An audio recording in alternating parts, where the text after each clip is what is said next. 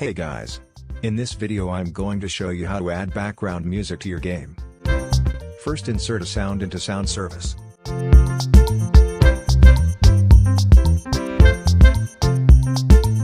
Then find the sound ID and paste your music ID.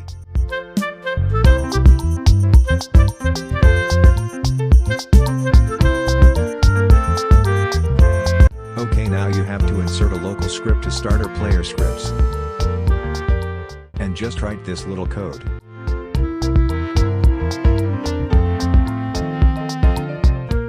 That's it. Now let's test it.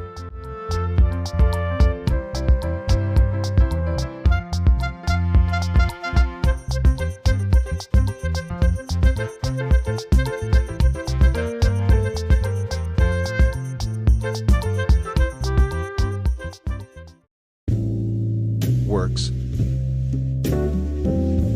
I hope you learned something from this video. See you.